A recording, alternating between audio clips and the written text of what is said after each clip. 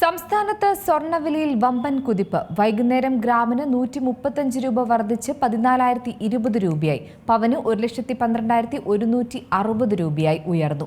ഇതോടെ ഇന്ന് മൊത്തം പവന് 2,520 രൂപയാണ് വർദ്ധിച്ചത്. കിതപ്പ് നിർത്തി വീണ്ടും പവർഫുള്ളായി സ്വർണം. ഒറ്റ ദിവസത്തിൽ നടത്തിയത് വൻ കുതിപ്പ്. സ്വർണപ്രേമികൾക്ക് കട്ട നിരാശ, നിക്ഷേപകർക്ക് ആശ്വാസം. സ്വർണ്ണ വ്യാപാരികൾക്ക് സ്വർണ്ണ കച്ചവടം നടക്കാത്ത സ്ഥിതിയിലേക്ക്. ഇന്ന് മൊത്തം സ്വർണ്ണവിലയിൽ വലിയ മാറ്റമാണ് സംഭവിച്ചിരിക്കുന്നത്. ആകെ പവന് 2,520 രൂപയുടെ വർധനവാണ് ഇന്നൊറ്റ ദിവസം സംഭവിച്ചത്. ഗ്രാമിന് 315 രൂപയുടെ വർധനവുമുണ്ടായി. കേരളത്തിൽ സ്വർണ്ണവില വൈകിട്ടും വീണ്ടും ഉയർന്നു. രാവിലെ വില കുതിച്ചതിന് പിന്നാലെയാണ് വൈകിട്ടുമുള്ള ഈ വൻ മുന്നേറ്റം. ഇനിയും സ്വർണ്ണവില ഉയരുമെന്ന് തന്നെയാണ് വിപണിയിലെ വിദഗ്ധർ നൽകുന്ന സൂചന. ക്രൂഡ് ഓയിൽ വില താഴുകയും സ്വർണവും ഓഹരി വിപണിയും ഉയരുകയുമാണ് ചെയ്യുന്നത്. പശ്ചിമേഷ്യയിലെ യുദ്ധം അവസാനിക്കുന്നുവെന്ന വിലയിരുത്തൽ തന്നെയാണ് ഈ സുപ്രധാന മാറ്റത്തിനുള്ള കാരണം. ഇന്ന് വൈകിട്ട് 22 ക്യാരറ്റ് ഗ്രാം വില 14,020 രൂപയും പവൻ വില 1,12,160 രൂപയുമാണ്. 18 ക്യാരറ്റ് ഗ്രാം വില 11,520 പവൻ വില 92,160 രൂപയുമാണ്. 14 ക്യാരറ്റിനും 9 ക്യാരറ്റിനും വില കൂടി.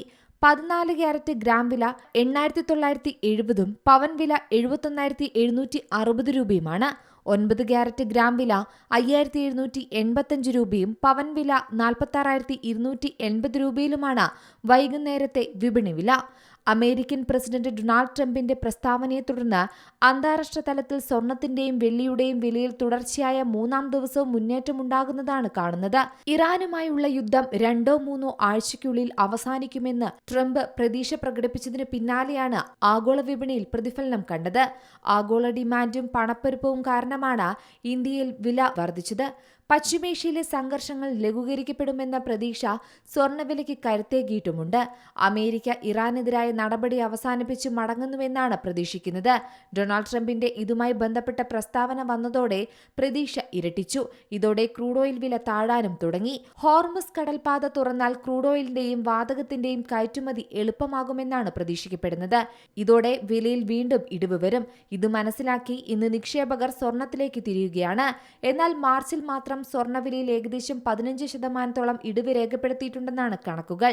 കഴിഞ്ഞ 17 വർഷത്തിനിടയിലെ ഏറ്റവും വലിയ പ്രതിമാസ തകർച്ചയിലേക്കായിരുന്നു സ്വർണത്തിന്റെ നീക്കമെങ്കിലും വില കുറഞ്ഞ അവസരം മുതലെടുത്ത് നിക്ഷേപകർ കൂട്ടത്തോടെ വാങ്ങാൻ തുടങ്ങിയത് 2 ദിവസമായി വില തിരിച്ചുപിടിക്കാൻ കാരണമായെന്നും കണക്കുകൂട്ടലുണ്ട്. സ്വർണ്ണവിലയിലെ തുടർച്ചയായ മാറ്റങ്ങൾ പ്രകടമാകുന്ന സാഹചര്യമാണിപ്പോഴുള്ളത്.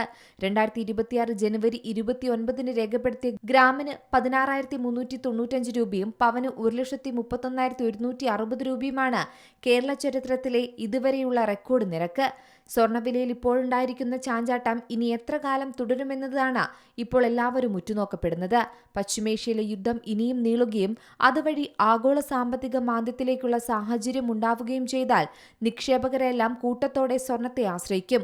അങ്ങനെ വന്നാൽ സ്വർണ്ണവില ഉടൻ തന്നെ 2 ലക്ഷത്തിലേക്കും എത്തും. എന്തായാലും 2026 അവസാനിക്കുമ്പോഴേക്കും 1.5 ലക്ഷത്തിന് മുകളിൽ തന്നെയായിരിക്കും സ്വർണ്ണവില എന്ന് തന്നെയാണ് സാമ്പത്തിക വിദഗ്ധരും പറയുന്നത്.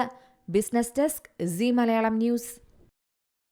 ഏറ്റവും പുതിയ വാർത്തകളും വിശേഷങ്ങളും വിരൽത്തുമ്പിലറിയാൻ സീ മലയാളം ന്യൂസ് എല്ലാ ഡിജിറ്റൽ പ്ലാറ്റ്ഫോമുകളിലും ലഭ്യം.